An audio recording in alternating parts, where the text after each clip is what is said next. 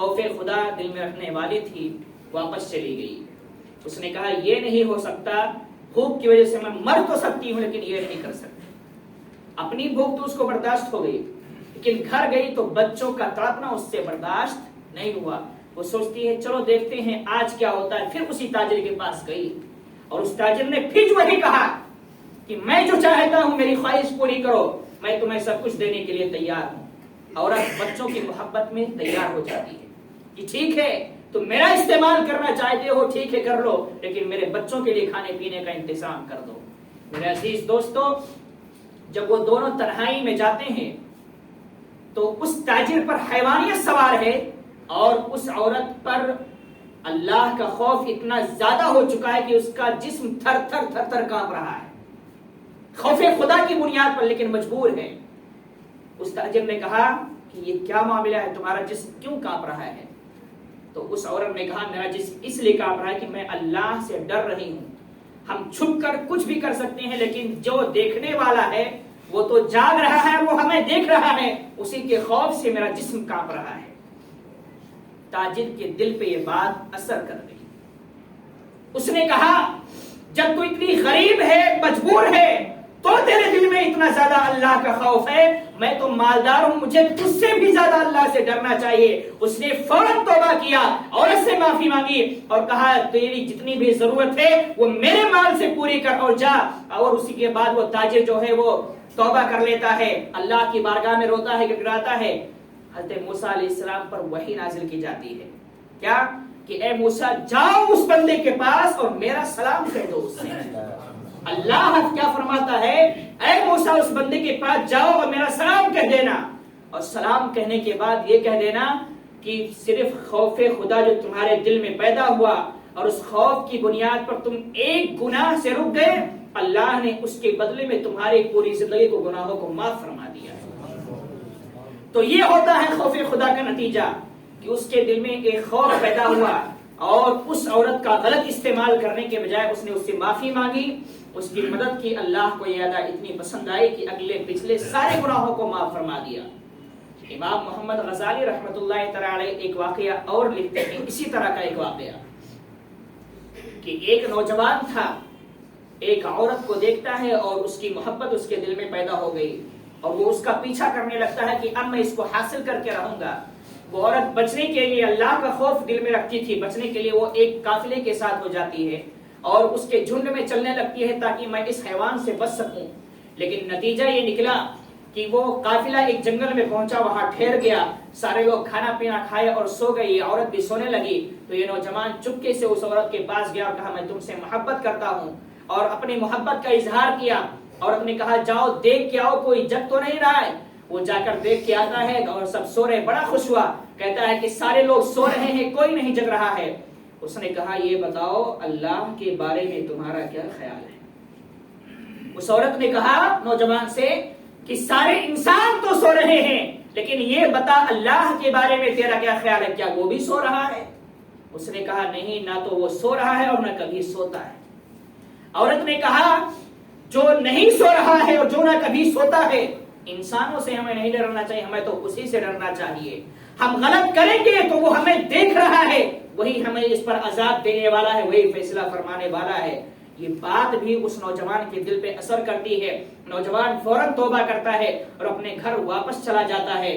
میرے عزیز دوستوں اور بزرگوں، اس کا جب انتقال ہوا، انتقال کے بعد ایک بزرگ نے اس نوجوان کو خواب میں دیکھا تو کیا دیکھا کہ وہ نوجوان جنت میں ٹہل رہا ہے.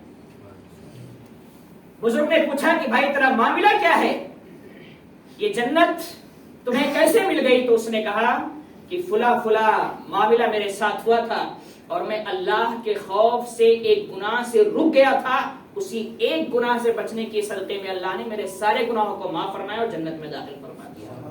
یہ خوف خدا کا نتیجہ ہے کہ جب انسان کے دل میں خوف خدا پیدا ہوتا ہے تو اللہ بڑی بڑی منزلیں عطا کرتا ہوا نظر آتا ہے.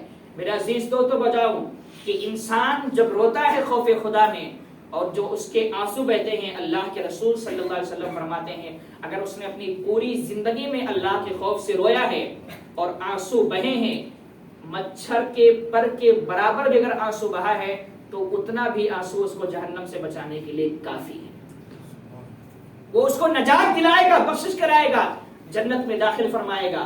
حدیث شریف میں ہے کہ قیامت کے دن جب امت محمدیہ جمع ہوگی ایک ساتھ تو جہنم سے ایک آگ لگے گی جہنم میں، اور وہ آگ امت محمدیہ کی طرف دوڑتی ہوئی آئے گی۔ غور سے سنیے گا، امت محمدیہ کون؟ یعنی ہمارے اور آپ کی طرف دوڑتی ہوئی آئے گی ہمیں جلانے کے لیے، اور سارے لوگ بھاگیں گے، کہیں گے جو نماز پڑھتے تھے، روزہ رکھتے تھے، قرآن کی تلاوت کرتے تھے، اے آگ ان کے صدقے میں تو ہمیں بخش دے۔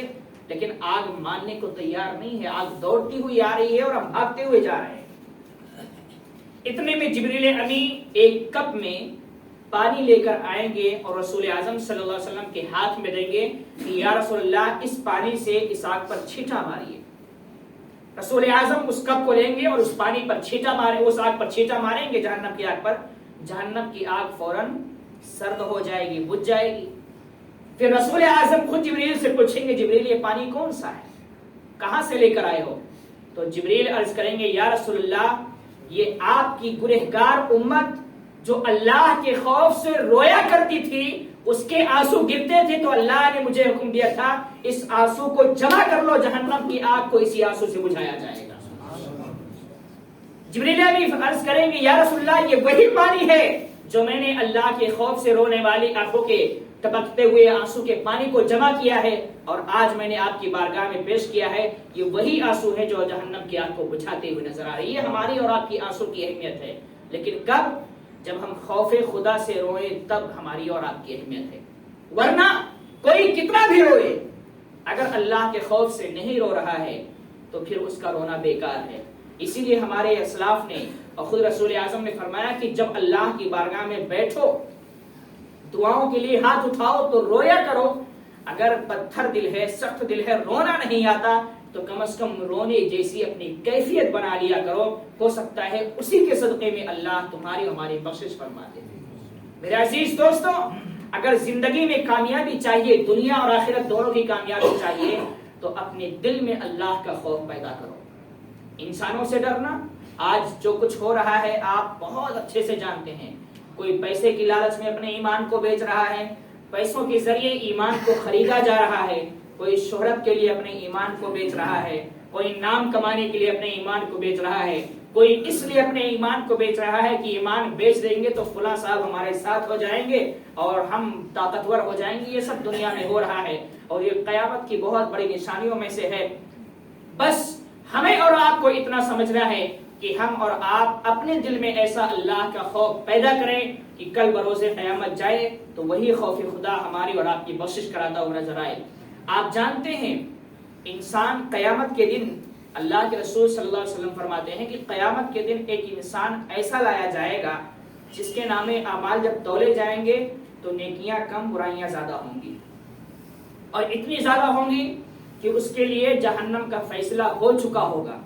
اللہ حکم فرما دے گا کہ اسے جہنم میں ڈال دیا جائے، فرشتے لے کر چلیں گے تو وہ انسان جو ہے وہ رونے لگے گا کہ رک جاؤ، ٹھہر جاؤ، پہلے میری بات سن لو۔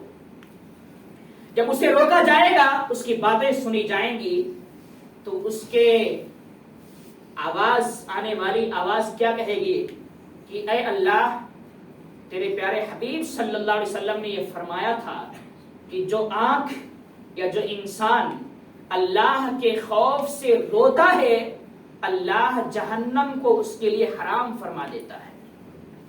اے میرے اللہ، یہ تیرے حبیب کا فرمان ہے اور تیرے حبیب کا فرمان کبھی غلط نہیں ہو سکتا۔ اتنا بڑا گنہگار کیا کہہ رہا ہے کہ تیرے حبیب کا فرمان ہے، کبھی غلط نہیں ہو سکتا، حالانکہ گناہ اس کے پاس زیادہ ہیں۔ تو اس کے پلکوں کا ایک بال بولنا شروع کرے گا کہ میرے مولا، تیرے حبیب کا فرمان ہے کہ جو اللہ کے خوف میں روتا ہے اس پر جہنم حرام ہو جاتی ہے۔ اے میرے اللہ، میں تیرے خوف میں رویا کرتا تھا۔ ایک بال، جسم کا ایک بال، وہ بھی پلکوں کا ایک بال کہے گا کہ میں تیرے خوف میں رویا کرتا تھا، تیرے حبیب کے مطابق تو میری بخشش ہونی چاہیے، تیرے حبیب کے فرمان کے مطابق مجھے جہنم میں نہیں ڈال دیا جانا چاہیے۔ اللہ حکم فرمائے گا جبریل امین سے کہ اسے جہنم سے روک دیا جائے، اور واقعی یہ بال میرے خوف میں رویا کرتا تھا، اس کے صدقے میں اس انسان کو ہی جہنم سے بچا کے جنت میں داخل کر دیا جائے گا۔ اس انسان کا کہ جسم کا ایک بال صرف اللہ سے خوف کرتا تھا تو اس کے پورے جسم کو جہنم سے بچا لیا گیا ہے، پورے جسم کو. جبکہ نام اعمال تولا گیا تو جہنم کا فیصلہ ہو چکا ہے، جہنم میں ڈالنے کا آرڈر بھی ہو چکا ہے، لیکن کس لیے بچایا گیا؟ کہ جسم کا ایک بال صرف اللہ کے خوف سے رو رہا تھا. میرے عزیز دوستو، اسی لیے ہم کہتے ہیں کہ دنیا چند دن کی ہے، کب تک مزے کرو گے؟ ایک نہ ایک دن تو دنیا سے جانا ہے. بس اتنا سمجھ لو کہ جانا ہے تو اس کی تیاری بھی ہمیں اور آپ کو کرنی ہے. اگر ہم تیاری نہیں کرتے ہیں اور سوچتے ہیں کہ بس جو کرنا ہے کر لو، بعد میں دیکھا جائے گا. بہت سارے لوگ کہتے ہیں کہ بعد میں جو ہوگا دیکھا جائے گا، تو جو ہوگا وہ دیکھا جائے گا. یہ آپ نے بھی پڑھا ہے، سنا ہے، بہت ساری تقریروں میں سنا ہوگا کہ قبر میں ٹھکائی ہوگی، تھوڑے پڑیں گے، یہی دیکھا جائے گا، اس کے علاوہ تو کچھ نہیں ہوگا. سانپ بچھو مسلط کر دیے جائیں گے، سانپ کاٹے گا، بچھو ڈنک مارے گی، یہی سب ہونے والا ہے، اس کے علاوہ کچھ نہیں ہونے والا ہے. جو دیکھا جائے گا، کتنے بڑے طاقتور ہیں، آج بڑے بڑے بلڈر بن رہے ہیں، ورزش کر رہے ہیں، ہم بہت بڑے طاقتور ہیں، باڈی بن چکی ہے. یہ سب مرنے سے پہلے دکھا لو جتنا دکھانا ہے، مرتے ہی پھر اللہ دکھائے گا کہ تیری باڈی کام آئے گی یا پھر میری قدرت کام آئے گی. وہاں اللہ کا چلے گا، کسی کا نہیں چلے گا. اللہ جو کرنا چاہے گا وہی ہوگا. ہم دنیا میں جب تک ہیں جو چاہیں کر لیں، اپنی طاقت کی بنیاد پر غریب کو ستا لیں، مجبور کو ستا لیں، مظلوم کو ستا لیں، کسی کو گالی دے دیں، کسی کو ماریں، اپنے نوکر کو ماریں، اپنے یہاں کام کرنے والوں کو ماریں، جو چاہیں کر لیں، لیکن مرنے کے بعد تو سب کا انجام بھگتنا ہی پڑے گا. اس لیے قبر کی تیاری کرو، حشر کی تیاری کرو. قیامت کے دن خدا کے سامنے ایسے جاؤ کہ سب سے بڑا انعام ہمیں اور آپ کو جو ملنے والا ہے وہ کیا ہے پتا ہے؟ قیامت کے دن ایک مسلمان کے لیے سب سے بڑا انعام یہ ہے کہ اسے اللہ کا دیدار کرنے کا موقع ملے گا. اور یہ دیدار کب؟ جب اس لائق ہم ہوں گے، ہماری آنکھیں اس لائق ہوں گی، تب دیدار کر سکیں گے، ورنہ اتنے بڑے انعام سے قیامت کے دن بھی ہم محروم کر دیے جائیں گے. اگر کوئی انسان قیامت کے دن اللہ کے دیدار سے محروم کر دیا گیا تو سمجھ لو اس سے بڑا بدنصیب دنیا میں نہ کوئی تھا اور نہ کوئی ہے. اس سے بڑا بدنصیب کوئی نہیں ہو سکتا. سب سے بڑا انعام ملنے والا ہے، اور وہی انعام سے ہم محروم کر دیے جائیں تو ہمارے اوپر لعنت ہے. اس لیے ہمیں چاہیے کہ ہم اپنے دل میں خوف خدا پیدا کریں، اللہ اس کے رسول کی رضا کے لیے کام کریں، دنیا کو دکھانے کے لیے نہیں، لوگوں کو دکھانے کے لیے نہیں، اپنا نام کمانے کے لیے نہیں. آج یہاں جھک کے کام کرو گے، اللہ قیامت میں نام بلند فرمائے گا. اس لیے ہمیں اور آپ کو اللہ کا خوف پیدا کرنا چاہیے. پروردگار عالم کی بارگاہ میں دعا ہے کہ پروردگار عالم ہم سب کو پیارے حبیب صلی اللہ علیہ وسلم اور اسلام کے بتائے ہوئے راستے پر چلنے کی توفیق عطا فرمائے. قرآن اور سنت کے مطابق ہم سب کو زندگی بسر کرنے کی توفیق عطا فرمائے. وما علینا الا البلاغ. السلام علیکم ورحمۃ اللہ وبرکاتہ.